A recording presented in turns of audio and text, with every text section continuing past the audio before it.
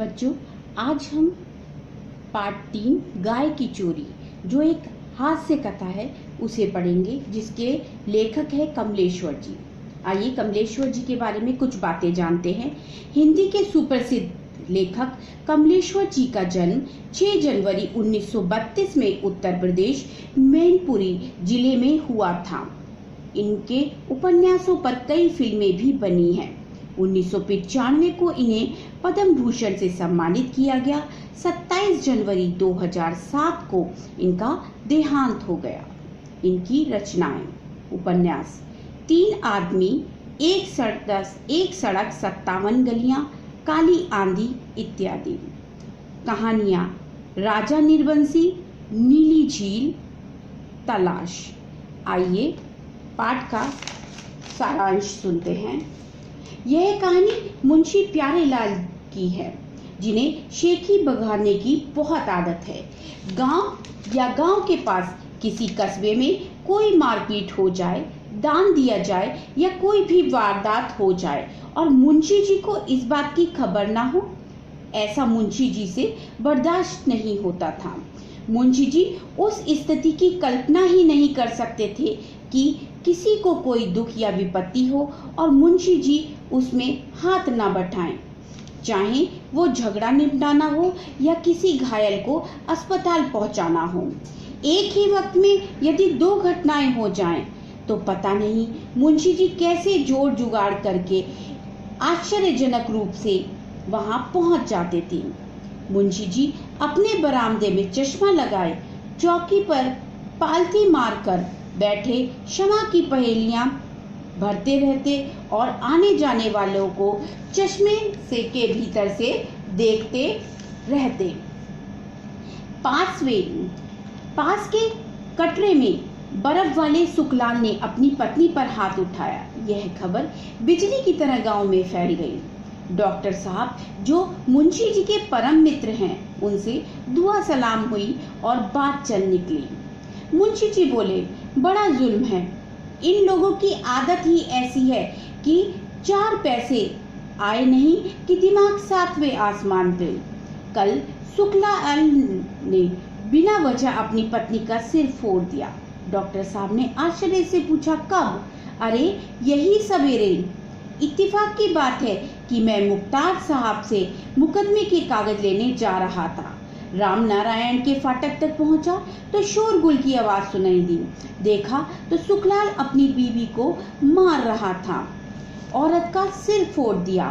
मौका पाकर दर्शन जबरदस्ती किवाड़ खोलकर उसके घर के भीतर घुस गया।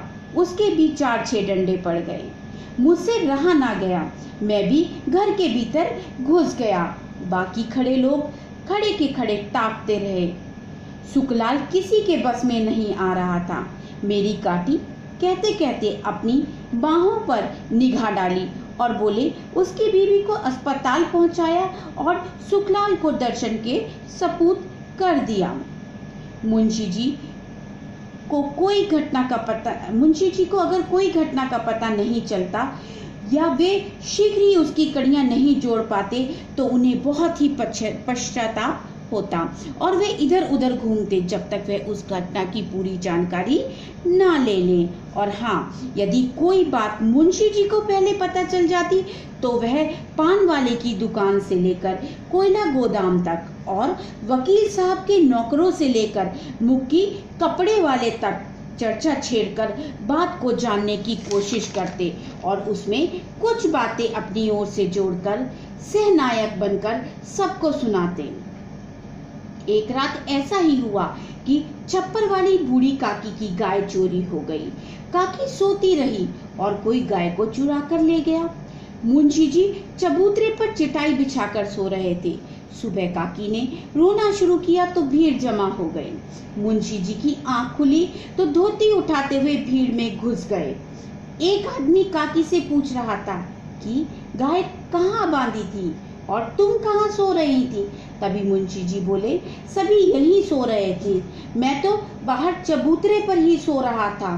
फिर बात को बड़े अंदाज से घुमाते हुए बोले कि गाय की चोरी रात के 2 बजे के करीब हुई होगी। कुछ आहट तो हुई थी। मैं तो बहुत चौकन्ना सोता हूँ। मुझे लगा कि गाय मच्छरों से परेशान होकर उठक बैठक मचाए हुए है। तभी कोई बोल पड़ा बीच में, पुलिस को तो खबर करो। पुलिस का नाम सुनते ही मुंशी जी की आंखें मिचमिचाईं, जैसे उन्हें खोलने की कोशिश कर रहे थे। तभी बोले कि जरा सा ध्यान भर आ जाता तो क्या गाय चोरी हो जाती। गाय को अवश्य ही मैदान के रास्ते ले गए होंगे। इधर से जाते तो मैं तो जगह ही था, पर थाने में तो रिपोर्ट करनी चाहिए। थानेदार तहकीकात करने आते हैं। मुंशी जी को बयान के लिए पुकारा जाता है। मुंशी प्यारेलाल का चेहरा फक पड़ जाता है। थानेदार पूछते हैं कि गाय की चोरी के मामले में आप क्या जानते हैं। मुंशी जी का पूरा बदन कांपने लगता है। एक क्षण खामोश खड़े रहते हैं, फिर बोले, हुजूर, मैं तो मकान में सो रहा था। सुबह एक डरावना सपना देखा था तो घर के भीतर चिटाई पर जाकर सो गया। आज सवेरे जब आंख खुली तो सब लोग जो बात कर रहे थे मैंने वही बात दोहरा दी। मैं कुछ भी नहीं जानता। इसके बाद मुंशी जी शाम तक किसी को दिखाई नहीं दिए, पर उनके चेहरे पर अजीब सी शिकस्त की परछाई थी। अब वो ऐसे आदमी को खोज रहे थे जो उनकी शिकस्त की परछाई को ना देख सके और वे अपने दिल की बात उससे कह सके। जब गली से डॉक्टर साहब गुजरे तो वह मुंशी जी को देखकर बोले, मुंशी जी, आपको ऐसा नहीं करना चाहिए था। यह सुनते ही मुंशी जी घर में के अंदर चले गए। अकेले बैठे बैठे न जाने क्या सोचते रहे। सुबह सुबह मुंशी जी घर से निकल गए। 4-5 दिनों तक किसी को भी नजर न आए। एक दिन नजदीक के गांव से कोई आया तो पता चला मुंशी जी फौजदारी करने गए हैं। उनके साथ जमींदारी के 5-7 किसान भी उनके साथ गए थे। सुना है चोरी की गाय का सुराग लगाकर वहां पहुंचे थे। अगले दिन सुबह मुंशी जी के साथ 3 आदमी और चले आ रहे थे और पीछे पीछे गर्दन झुकाए पूंछ हिलाती हुई काकी की गाय, जिसकी रस्सी मुंशी जी ने अपने हाथ में ले रखी थी। गली में घुसते ही मुंशी जी ने चारों ओर निगाह दौड़ाई। लोग जमा हो गए। बूढ़ी काकी खुशी से गाय की गर्दन को हाथ फेरने लगी और मुंशी जी लोगों की आंखों में विश्वास खोजते बड़ी शान से बता रहे थे कि पुलिस भला क्या कर सकती थी। जो काम हो अपने बूते पर ही उठाना चाहिए। गांव क्या था, डकैत, पहलवानों व राक्षसों जैसे लोग थे वहां। हम वहां पहुंचे तो बस लाठियां निकल आईं, लेकिन मैं भी कहां झुकने वाला था। गाय लिए बिना हिला नहीं मैं। कहते कहते उन्होंने अपनी बाहों को खोल दिया, जो आज सचमुच लाठियों की मार से सूज रही थी।